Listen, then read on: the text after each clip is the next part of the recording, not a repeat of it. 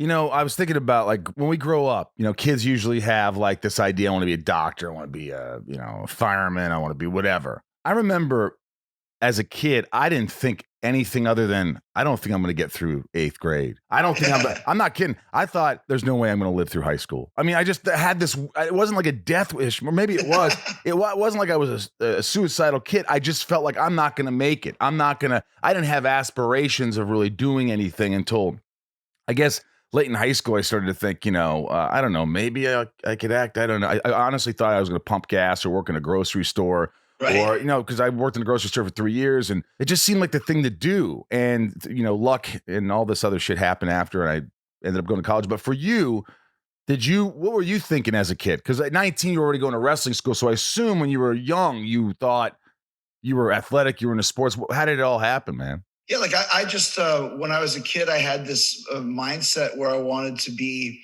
a wrestler, and I wanted to be in a rock and roll band.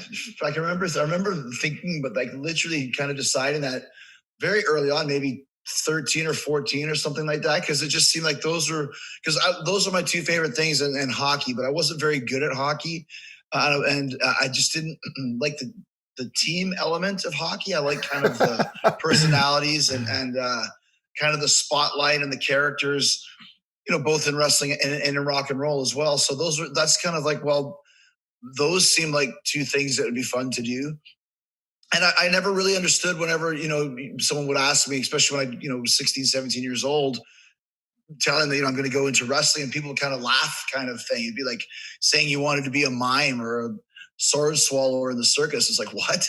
Especially back then, like 1990, it wasn't as open as it is now, where you can go online and find out like, oh, here's where you go to a wrestling school and here's the secrets of the trade or whatever. It was very a closed society. How do you do that when you're, 17, 18 years old, growing up in the prairies of Canada? So, but I just kind of got those thoughts into my head, and at least it gave me a direction and a vision. Like I have 3 teenage kids right now, and they might kind of know what they want to do, but not really. But for me, I knew like, this is what I'm going to do. I just have to figure out how the fuck I'm going to do it, but there's no other option. So once I kind of had that mindset and that direction, at least it gave me something to shoot for and a goal to try and reach.